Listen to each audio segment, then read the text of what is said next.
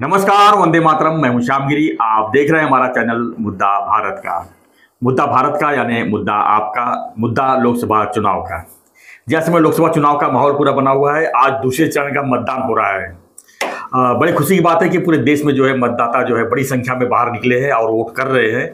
और उम्मीद करूंगा कि आगे भी जो है 7 चरण में जो चुनाव है तो पूरे पूरे जो है परसेंटेज जो है बड़ी संख्या में लोग आएंगे और देश की जो एक गरिमा है, एक सम्मान है, उसको बढ़ाएंगे। क्योंकि जो वोटिंग है आपके हक का है।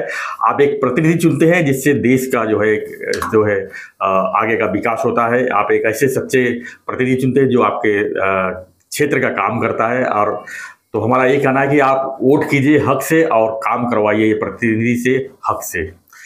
तो आगे बढ़ते हैं। आज हमारा जो विशेष चर्चा है, हमारे साथ में दयानंद नेने जी हैं जो राजनीतिक विश्लेषक हैं। हम चर्चा ये करेंगे कि जो चुनाव में लोगों का जो इस समय जो विपक्ष के प्रति क्या सहानुभूति है। क्योंकि महाराष्ट्र में 2 पार्टियां टूटी हैं, शिवसेना और एनसीपी। और लोग कह रहे हैं कि पार्टी तोड़ने की वजह से जो है बीजेपी थोड़ा मतलब कि बैकफुट पे है और सहानुभूति जो है उनको है जिसकी पार्टियां टूटी है, यानी शिवसेना उद्धव ठाकरे की और शरद पवार जी की जो पार्टी टूटी है उसके प्रति लोगों में सहानुभूति है और सत्ता पक्ष के प्रति गुस्सा है। क्या सही में ऐसा है क्या? इसी पर हम चर्चा कर लेंगे। स्वागत है नेने जी आपका हमारे चैनल में एक बार फिर से। क्या कहेंगे सर, चुनाव का माहौल है, ऐसे में जो स्थिति परिस्थिति जो चर्चाएं हो रही है, लोग कहते हैं कि सत्ता पक्ष के प्रति गुस्सा है और विपक्ष के प्रति सहानुभूति है। क्या ऐसा सही में है? क्योंकि लोगों की प्रतिक्रिया भी आती है जब हम वीडियो बनाते हैं तो उसी से पता चल जाता है कि लोगों का जो है रिएक्शन क्या है, लोगों का रुझान क्या है। लेकिन आपसे मैं सुनना चाहता हूँ कि क्या है। आप घूमते हैं पूरा, आप एनालिसिस करते हैं, स्टडी करते हैं, आपके पास काफ़ी बड़ा डेटा होता है, तो ऐसे में क्या कहेंगे आप? देखिए, जब से चुनाव घोषित हुए जी, उससे थोड़े दिन पहले आपको जानते हैं कि हम लोगों ने सर्वे करवाया था कि महाराष्ट्र में क्या होगा, देश भर क्या लोगों का सोच है उसके बारे में, और उसका एक विश्लेषण हमने एक अपनी वीडियो में रखा हुआ था। जब से चुनाव डिक्लेयर हुए मैं स्वयं जी, सत्ताधारी पक्ष के और विपक्ष के बहुत सारे नेताओं को खुद मिला हूँ।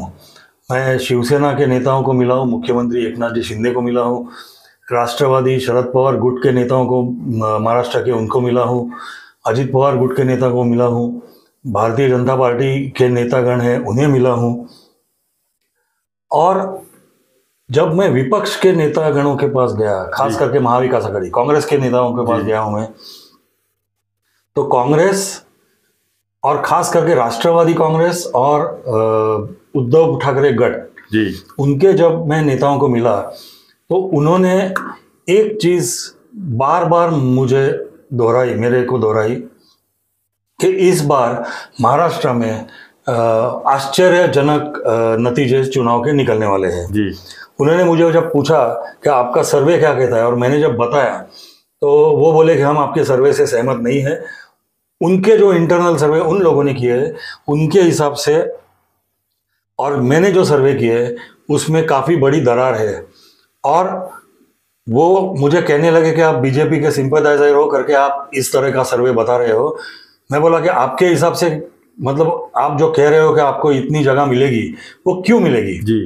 तब उन्होंने कहा कि महाराष्ट्र दिखता नहीं है, उनके वर्ड्स अगर बताने हैं तो दिख नहीं रहा किसी को, पर एक बड़ा अंडर करंट सरकार के खिलाफ महाराष्ट्र में चल रहा है उनके हिसाब से। और वो अंडर करंट है एक तो उद्धव ठाकरे और शरद पवार जी के प्रति सिंपैथी, सहानुभूति, और सरकार के प्रति गुस्सा।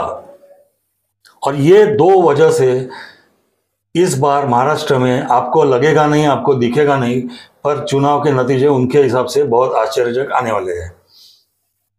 ये जब मैंने सुना, मैंने भारतीय जनता पार्टी और एकनाथ जी शिंदे गुट की जो शिवसेना है और अजित पवार गुट के जो नेतागण है उनसे भी बात की।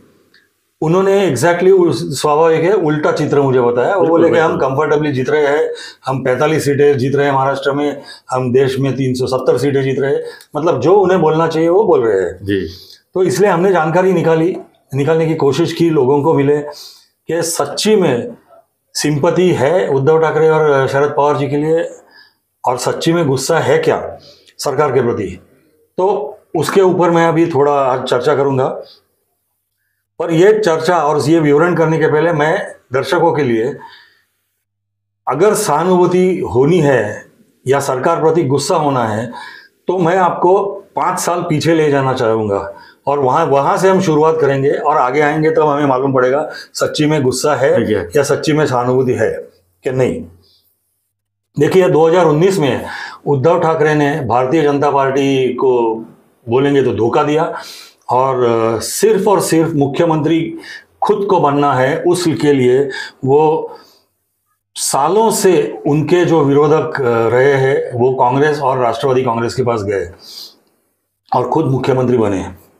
अभी उनका मुख्यमंत्री पद का जो कार्यकाल है वो आप अगर देखेंगे तो वो कार्यकाल के जो हाइलाइट्स हम कहेंगे उसे, तो हाइलाइट्स क्या रहे वो कार्यकाल के, तो अनएक्सपेक्टेडली शिवसेना का मुख्यमंत्री बना। तो शिवसेना की जो शाखा प्रमुख थे उस वक्त के, वहां से लेके बड़े नेताओं तक सबको लगा कि हम चांद पे पहुंच गए और सारा जहां हमारा है। और उनकी दादागिरी जो थी वो प्रचंड बड़े पैमाने में शुरू हो गई महाराष्ट्र में। दादागिरी के साथ शाखा प्रमुखों की वसूली शुरू हो गई। मतलब मैंने खुद देखा था उस वक्त, खुद अनुभव किया था कि छोटे छोटे जो व्यापारी होते हैं रास्ते पे, जो फेरी वाले जिसे हम कहते हैं हॉकर्स, जो ठेले वाले जो होते हैं, वो क्या वो केला बेचते हैं, फल बेचते हैं, सब्जी बेचते हैं, उनके पास से भी हफ्ता वसूली इतने जोरों शोरों से शुरू हो गई वो ऊपर तक जी। दूसरा, जब से उनकी सरकार आ गई महाविकास आघाड़ी की, तो ट्रांसफर्स होती है, अफसरों के ट्रांसफर ये बड़े पैमाने में करना शुरू हो गया। और ट्रांसफर करने के लिए जो लोग ट्रांसफर मांगते हैं उनके पास आके कि इनकी ट्रांसफर को, उनसे पैसा वसूली करना शुरू हो गया। इसका एक उत्तम उदाहरण था मुंबई महानगर पालिका का, जहां पे आपने देखा कि अनिल परब जी के ऊपर काफ़ी आरोप हुए थे कि उन्होंने म्हाडा वगैरह के कॉन्ट्रैक्टर उसका ट्रांसफ़र करते वक्त मेरे ख्याल से 50 करोड़ रुपए लिए, ऐसे उनके ऊपर काफ़ी आरोप हुए थे, जो अभी तक सिद्ध नहीं हुए पर आरोप ज़रूर हुए थे। और जैसे कहते हैं कि जहाँ पे धुआं आता है तो वहाँ पे शायद आग लगी हुई हो सकती है। सचिन वाजे का ताजा एग्जाम्पल है सर, वो मैं आ ही रहा हूँ इस टॉपिक पे। तीसरी बात जो है, उस वक्त सारी बिल्डर कम्युनिटी जो थी राज्य की पूरी परेशान हो चुकी थी, उनके पास से भी एक्सटॉर्शन, पैसा बटोरना जोरों में शुरू हो गया था, खास करके शिवसेना और राष्ट्रवादी के लोगों का। फिर आप जो बताया आपने कि सचिन वाजे का जो केस था, महाराष्ट्र के होम मिनिस्टर अनिल देशमुख, और उन्होंने जो सचिन वाजे को बताया कि 100 करोड़ रुपया हमें हर महीना बार ओनर्स के पास से आना चाहिए, होटल वालों के पास से आना चाहिए, तो वो एक अलग वसूली। लैंड डील्स जो होते, ज़मीन के जो उनके डीलिंग होते थे, उसमें भयंकर दादागिरी, भयंकर वसूली, भयंकर गुंडागर्दी। फिर हम सत्ता में हैं तो हम जो चाहे करेंगे। संजय राउत का मतलब रोज सवेरे 9 बजे जो टेप बजाते थे वो आज भी बज रहा है। उस वक्त तो तानाशाह की जैसे वो बात करते थे, जैसे कि वो जो बोल रहे हैं वो अंतिम रेखा है इस राज्य में। आपने देखा होगा अर्णब गोस्वामी को कुछ फालतू वजह की वजह से अरेस्ट कर लिया, कंगना रनौत का घर तोड़ दिया, क्यों? तो वो उनका सुन नहीं रही थी इसलिए। फिर घाटकोपर का एक रिटायर्ड नेवी ऑफिसर था, उसने सिर्फ उद्धव ठाकरे और सोनिया जी के बारे में एक कार्टून आया था वो शेयर किया, तो शिवसैनिक उसके घर पे गए और उसको मारपीट करके उसको बाल निकाल दिए, उसके बाल निकल के आ गए। उसके बाद में सोशल मीडिया के जो एक्टिव लोग रहते थे और उसका स्वयं शिकार मैं खुद रहा हूं, मैं आपको बताता हूं, तो उनको जरा आप सरकार के खिलाफ लिखोगे तो उनके खिलाफ पुलिस केस बजाती थी। समित ठक्कर करके एक एक्टिविस्ट है नागपुर के, उन्हें तो अटक की और उनके खिलाफ 12-13 अलग अलग पुलिस थाना में केस दर्ज की। केतकी चितले में आ ही रहा था उसके ऊपर, केतकी चितले। उन्होंने भी एक कविता जहां पे किसी का नाम नहीं था, सिर्फ उनको लगा है पवार साहब के बारे में कविता है, तो उसको पकड़ के खाम का 40 दिन जेल की हवा दे दी उन्होंने। मुझे स्वयं मैं जो जिस इलाके में रहता हूँ वहाँ के पुलिस थाने में से 4 बार फोन आए थे 2-2.5 साल के अंदर, और उन्होंने मेरे को बोला कि साहब हम आपको जानते हैं, इसके लिए हम आपको अटक नहीं करेंगे, पर हम जो कहेंगे वो पोस्ट हमारे सामने आप डिलीट कर डालो, नहीं तो हमको आपके खिलाफ कार्रवाई करनी पड़ेगी। तो मेरे को भी डरा धमका के जबरदस्ती 4 बार मेरे पोस्ट डिलीट करवाए उन्होंने। तो सोशल मीडिया एक्टिविस्ट के खिलाफ बड़े पैमाने अनंत कुर्मू से था, उन्हें तो जितेंद्र आवाड जी ने अपने घर पे लेके गए और वो केस अभी भी चालू है उनका, और उनको बहुत मारे उनको, वो केस चालू है। अपने पॉलिटिकल राइवल जो होते हैं विरोधी पक्ष के नेतागण, उनके खिलाफ खोटे केसेस दर्ज करना।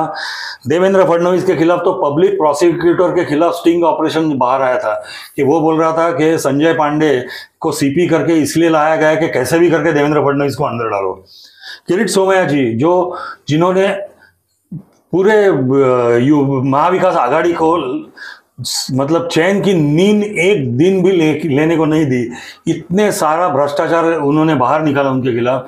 तो संजय राउत, उद्धव ठाकरे और महाविकास आघाड़ी के दूसरे नेताओं ने तो पुलिस को जैसे कहा था कि कुछ भी करो पर किरीट सोमैया के खिलाफ कुछ तो निकालो, और हमें उसको कैसे भी करके एक दिन क्यों ना हो पर हमको उसको अरेस्ट करना है। और मतलब मराठी में जैसे जंग पछाड़ने का बोलते हैं, वैसे उन्होंने हर कोशिश जो कर सकते थे पुलिस ने की, सीबीआई ने की, सीआईडी ने की, सीबीआई नहीं सीआईडी ने की। पर ये क्रेडिट है किरीट सोमैया का कि इतना सारा पुलिस का फोर्स उनके पीछे लगा के भी उनके खिलाफ कुछ नहीं मिला सरकार को। जबकि उस समय कोरोना काल थे, 2 साल तो लोग इसी तरह आगे जान बचाने की कोशिश कर रहे थे। आगे मैं आ रहा हूँ उसके ऊपर भी। नवनीत राणा जी और रवि राणा जी ने बांद्रा में आके हम हनुमान चालीसा कहेंगे इतना कहा, तो उनके खिलाफ पूरी शिवसेना को उन्होंने खड़ा कर दिया और जेल में, और उनको 14 दिन जेल में डाल दिया। गिरीश महाजन को भी धमकी दे दी थी कि हम तुमको मतलब तुम्हारा करेक्ट कार्यक्रम करके रखेंगे। मतलब एक ऐसी चीज नहीं छोड़ी वो लोगों ने कि बेकायदा लोगों को सताने का और उनको धमकी देने का। सबसे बड़ी हद कर दी उन्होंने, अंबानी जी के घर के बाहर वो जिलेटिन स्टिक से गाड़ी में भर दी और वहां पे गाड़ी खड़ी कर दी, और जिसकी गाड़ी ली वो मनसुख हिरेन की तो हत्या कर दी वो लोगों ने। और ये सारा होने के बाद उद्धव ठाकरे सोच रहे हैं कि उनके लिए सहानुभूति है। दूसरी बात, आपने कहा कोविड की महामारी जोरों से चल रही थी, लोग जान बचाने के पीछे थे, और शिवसेना के जो मंत्रीगण थे वो क्या कर रहे थे, और उनके नेता रेमडेसिविर का काला बाजार कर रहे थे। लोगों को अस्पताल में बेड नहीं मिल रहे थे, वो बेड्स काला बाजार में बेच रहे थे।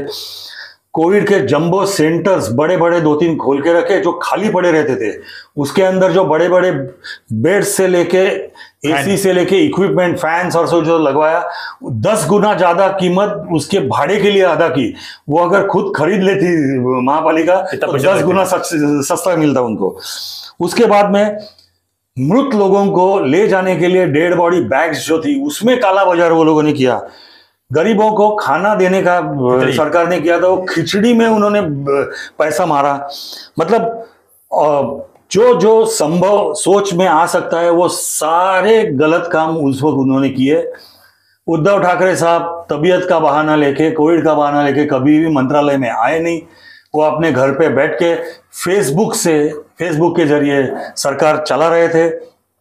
उनके ही पपलू जो बोलते हैं संजय राउत और वैसे जो लोग हैं, वो किसी भाड़ोत्री जिनका नाम नहीं सुना ऐसे एजेंसियों की तरफ से फर्जी सर्वे करवाते थे और पेपर में छपवाते थे कि ये देश के नंबर 1 के मुख्यमंत्री है, और ये महाशय उसको सच्चा मान रहे थे।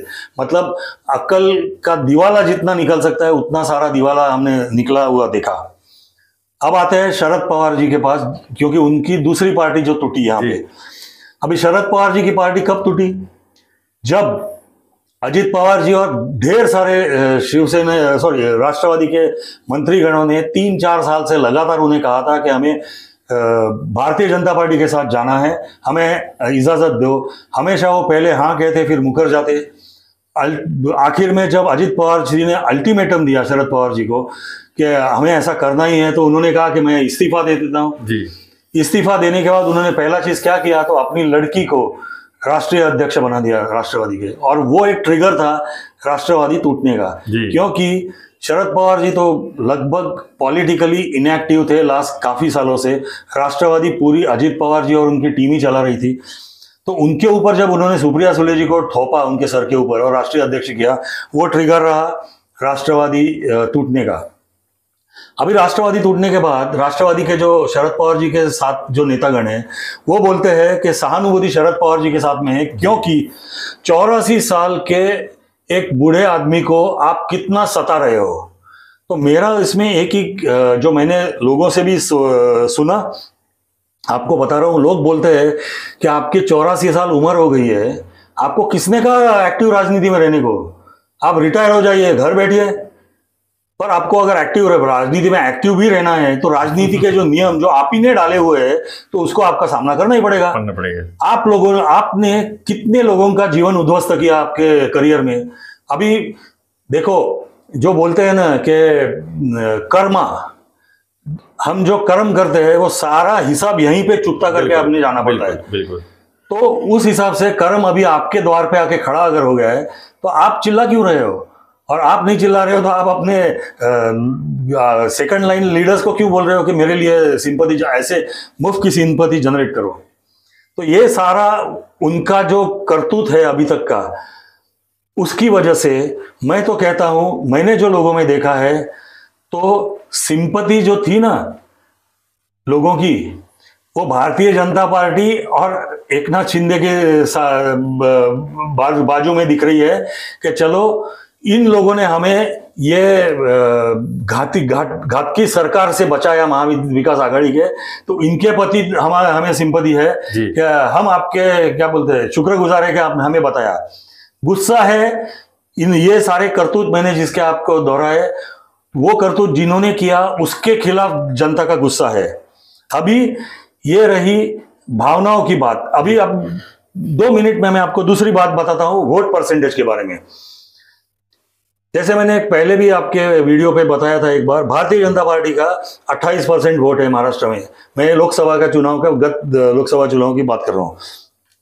शिवसेना, यूनिफाइड शिवसेना का 23% था, राष्ट्रवादी कांग्रेस का 16% और कांग्रेस का 16%, ऐसा उनका एक ब्रेकअप था। अभी मैं आपको बोलता हूं, नेचुरल जस्टिस कहता है, नैसर्गिक न्याय, कि अगर आपके पास दूसरा कोई भी यार्डस्टिक नहीं है मेजर करने के लिए कि इसकी पॉपुलैरिटी ज्यादा है, तो दोनों को 50-50 डिवाइड करो। पर ये लोग अटके बैठे हैं कि हमें 80% लोग हमारे साथ में हैं, चलो हम 80% नहीं, हम पकड़ते हैं उनकी तरफ से सोच के कि चलो 60% लोग आपके साथ में रहेंगे और 40% ही एकनाथ शिंदे जी या अजित पवार जी के साथ में रहेंगे। अभी आप जोड़ो 60% जो लोग हैं 23% में से जो उद्धव ठाकरे के साथ है, और 16% में से जो शरद पवार जी के साथ में है, और कांग्रेस के 16%, ये सारों को आपने जोड़ा, फिर भी इनके पास जो 40% है और भारतीय जनता पार्टी के 28% है, उनसे वो कमी होते हैं जी। तो सिंपैथी 60% लोग उनको भी हमने दिए, फिर भी वो सिंपैथी इतनी ज्यादा नहीं होती कि वो जीत जाएंगे चुनाव में किसी भी हालत में। तीसरी बात, जो लोग देखते हैं और लोगों हम मन में हमेशा उनको क्या बोलते हैं, मन में लिखा रहता है उनके, वो भूलते नहीं। फिर उद्धव ठाकरे की भाषा देखो, 10 साल से उनके भाषण देखो, भाजपा के साथ में सरकार में रहते हुए कितना अनाप शनाप वो मोदी जी के लिए बोलते थे, कितना गलत वो भारतीय जनता पार्टी के लिए बोलते थे। और भारतीय जनता पार्टी के नेता देवेंद्र फडणवीस जी हो या मोदी हो, वो हमेशा चुप बैठे थे, या तो मतलब अच्छे भाषा में जितना हो सके उनको उत्तर देते थे। संजय राउत कहीं तो बात ही छोड़ दो, रोज सवेरे उठ के 9 बजे पैं पैं पैं पैं पैं उसका चालू रहता था। और उनके जो भाषण ये चुनाव में उद्धव ठाकरे जी के चल रहे हैं, क्या भाषण कर रहे हैं, साप, कावळा, मावळा, खंजीर, भुसकून टाकीन, छाताडावर नाचीन, कोथा बायर गाड़ीन, मर्द नामर्द, मतलब इसके खिलाफ ये 10-12 वो शब्द छोड़े तो उनको दूसरा कुछ आता ही नहीं है। तो ऐसे आदमी के लिए कौन वोट करेगा? और ऐसे आदमी के साथ में जो उनके फॉलोअर्स जो बोलते हैं हम सहानुभूति, उन नहीं, वो कैसे रहेंगे कि नेता ही ऐसे, मतलब शिवराज बोलते हैं गाली गलौज करने वाला जब नेता होगा तो उसके जो क्या बोलते हैं साथ के सहकारी जो है वो भी वैसे ही होने वाले हैं। तो ऐसे सहकारियों के साथ में किसको रहना अच्छा लगेगा, या कौन रहेगा उनके साथ में? तो जो उद्धव ठाकरे जी या तो जो शरद पवार तुतारी राष्ट्रवादी कांग्रेस के नेतागण जो सोच रहे हैं कि सहानुभूति है हमारे साथ में, सरकार के प्रति गुस्सा है, ये सब ख्याली पुलाव है। 4 जून को दूध का दूध पानी का पानी हो जाएगा। और आपको मालूम है हम अभी आम का मौसम है, तो आम जब आता है अप्रैल में पूरा मौसम, अब हम जब खाते हैं तो बोलते हैं कि फलों का राजा है आम, इतना मीठा, इतनी मिठास होती है उसमें। पर जैसे ही एक बारिश आ गई, हम मराठी में जो कहते हैं कि आंबे उतरता, उसका जो स्वाद है वो अचानक एक बारिश आ गई तो खत्म हो जाता है। तो वैसे ये सारे विपक्ष के जो लोग हैं और नेतागण जो है वो सारे, ये मराठी में कहना है तो उतर ले आंबे आहेत, हिंदी में कहना है तो स्वादहीन नेतागण है जिनका बिना स्वाद का आम है ये सब लोग। और जाहिर है आपको, हम खुद भी नहीं खाते और महाराष्ट्र की जनता भी स्वादहीन आम नहीं खाएगी। ये रहा आपका लेखा जोखा। तो इस लेखा जोखा पर आपकी क्या प्रतिक्रिया है? आप क्या मानते हैं कि सही में सहानुभूति की जो लहर है किसके साथ में है, और सहानुभूति क्या होती है ये भी आप प्रतिक्रिया में दीजिए, क्योंकि हमारे भी 70-72 लोग जो साथ में व्यूवर्स हैं वो भी देख रहे हैं महाराष्ट्र में क्या हो रहा है, किसकी सहानुभूति, किसकी लहर, कौन काम कर रहा है, कौन काम के बदले में क्या क्या किया, सब आपको लोगों को पता है, बताने की जरूरत नहीं है। तो आप जो है खाली प्रतिक्रिया में बताइए कि आखिर में सही में क्या मायने हैं, क्या जो है लोगों की क्या ख्यालात है, क्या सही में सहानुभूति है? अगर है तो जरूर वो भी लिखिए, नहीं है तो वो भी लिखिए। और ऐसी खबरों के लिए, ऐसे विश्लेषण के लिए हमारे साथ बने रहिए। और एक फिर से रिक्वेस्ट है कि अगर आपने आने वाले दिन में भी वोटिंग है, आज भी वोटिंग है, वोटिंग में भाग लीजिए, बड़ी संख्या में आइए और जो है अपना प्रतिनिधि चुनिए, जो आपका जो सच्चा प्रतिनिधि है उसको वोट देकर जो है देश के विकास में जो है सहकार्य कीजिए। तो बने रहिए हमारे साथ। धन्यवाद दिनेश जी, धन्यवाद। हम आगे भी जो है ऐसी खबरों के लिए आपके सामने रूबरू होते रहेंगे। धन्यवाद। जय हिंद, जय महाराष्ट्र, जय श्री राम।